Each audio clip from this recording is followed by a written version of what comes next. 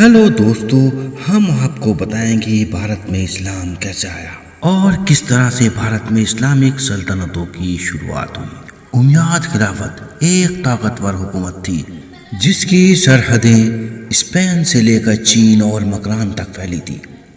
मकरान से लगती एक छोटी रियासत थी सिंध, जिसके राजा थे राजा ताहिर। सिंध को भारत का द्वार भी कहा जा सकता है क्योंकि भारत जाने का ज़मीनी रास्ता सिंध से ही गुजरता था। उमैयद खिलाफत के खलीफा थे वलीद बिन अब्दुल मलिक। भारत में अभी इस्लाम धर्म नहीं फैला था। अरब व्यापारी अपना व्यापार समुद्री रास्ते से भारत और श्रीलंका की समुद्री तटों तक किया करते थे। व्यापार के कारण कुछ अरब व्यापारी श्रीलंका में आबाद हो गए थे। श्रीलंका के राजा के अरबों से अच्छे संबंध थे।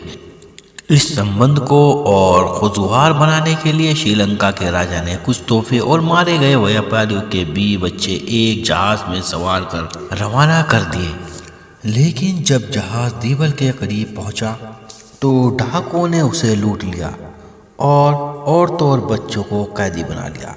इस बात की खबर उमैयद खिलाफत के इराक के गवर्नर हज्जाज बिन यूसुफ को लगी तो उसने फौजी कार्रवाई करने का इरादा किया। राजा ताहिर को एक खत लिखकर सामान वापस करने और तो बच्चों और कैदियों को रिहा करने के लिए कहा, लेकिन उसने बड़ा रूखा जवाब दिया। कहा, डाकुओं पर मेरा कोई इख्तियार नहीं। हज्जाज बिन यूसुफ ने 710 में उबैदुल्लाह की क़यादत में एक फौज भेजी, लेकिन उसे शिकस्त हुई। अगले साल बुधैल को फौज लेकर भेजा, लेकिन उसे भी शिकस्त हुई और बुधैल मारा गया।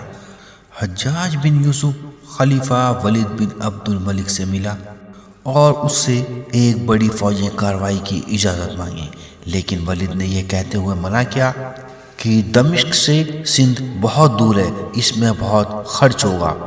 हम पहले ही 3 जगह पर जंग लड़ रहे हैं। हज्जाज बिन यूसुफ ने कहा, आप जितना खर्च करेंगे हम उसका 3 गुना आपको वापस करेंगे। इजाज़त मिलने के बाद हज्जाज बिन यूसुफ ने 6000 लोगों की एक फौज तैयार की और उन्हें सुई धागे से लेकर हर सामान मुहैया कराया।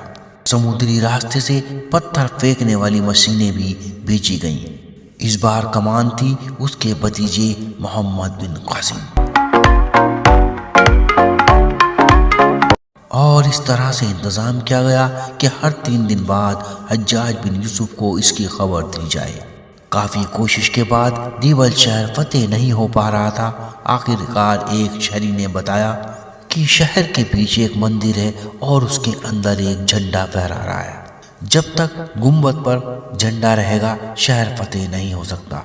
मोहम्मद बिन कासिम ने मंदिर के गुंबद को निशाना बनाकर पत्थर फेंकने का हुक्म दिया। कई दिनों की कोशिश के बाद गुंबद पर सही निशाना लगा और गुंबद टूट गया और उस पर लगा झंडा नीचे आ गिरा। झंडे के नीचे गिरते ही दीवल शहर के लोगों का हौसला पस्त हो गया और उन्होंने हथियार डाल दिए। इस तरह से दीवल शहर फतेह हो गया। मोहम्मद बिन कासिम का दीवल पर कब्जा हो गया। उसके बाद अगला पड़ाव था निरौन, सिवास्तान और सीसन, जिसे मोहम्मद बिन कासिम ने आसानी से फतेह कर लिया। कासिम के लिए सबसे बड़ा मसला दरिया पार करना था, क्योंकि अरौर पहुंचने के लिए सिंधु दरिया बीच में था। सिपाही दरिया पार करने की कोशिश करते, लेकिन राजा रासल के सिपाहियों ने उनकी कोशिशें कामयाब नहीं होने दी।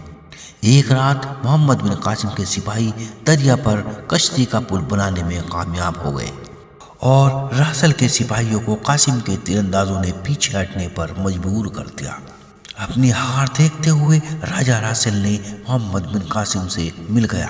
जब सुबह यह खबर राजा ताहिर को मिली तो उसने फौज को तैयार होने का हुक्म दिया। एक दरबारी ने राजा को राय दी कि आसपास के पड़ोसी दोस्तों से सहायता मांगी जाए, लेकिन राजा ने अपनी शान के खिलाफ समझते हुए ऐसा करने से मना कर दिया। राजा ताहिर एक बड़ी फौज के साथ जंग के मैदान में था। राजा हाथी पर मौजूद था। उसके चारों ओर एक लोहे का जाल बना हुआ था। राजा की मौजूदगी से ताहिर की सेना के हौसले बुलंद थे। अरब सेना हारने लगी। कासिम के सिपाही पीछे हटने लगे।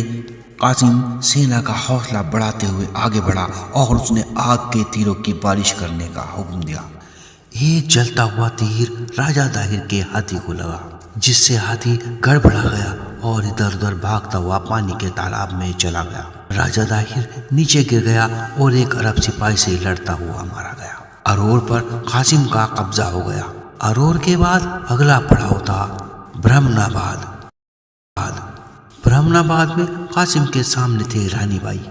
رانی بائی بہت بہادری سے لڑی اور محمد بن قاسم کا سامنا بہت بہادری سے کیا، لیکن ہار دیکھتے ہوئے رانی بائی نے جوہر کر لیا۔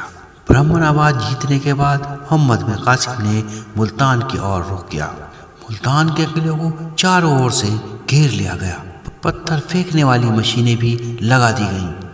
قلعے سے سپاہی باہر نکلتے اور محمد بن قاسم کی فوج کا سامنا کرتے۔ 2 مہینے گزر جانے کے بعد بھی محمد بن قاسم کو کامیابی نہیں ملی۔ ایک بندی قیدی کے بتانے پر ملتان جانے والی ندی کا راستہ بند کر دیا گیا، جس سے پانی کی کمی کے کارن ملتان میں ہاہاکار مچ گیا۔ پتھر پھینکنے والی مشین سے قلعے کی دیوار ٹوٹتے ہی پانی چھوڑ دیا گیا، جس سے ملتان واسوں کا دھیان پانی کی طرف ہو گیا اور ملتان میں زیادہ ویرودھ نہیں ہوا اور ملتان میں قاسم کی فتح ہو گئی۔ ملتان سے محمد بن قاسم کو بہت سا سونا ملا اور اسے سونے کا نگر کہا جانے لگا۔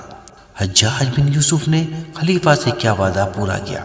حجاج بن یوسف کی موت کے بعد اور خلیفہ کی موت کے بعد وہاں کا خلیفہ بدل گیا۔ یوسف بن حجاج کے دشمنی کے کارن محمد بن قاسم کو قید کر واپس بلا لیا گیا اور جیل میں زیادتیوں کی وجہ سے محمد بن قاسم کی موت ہو گئی۔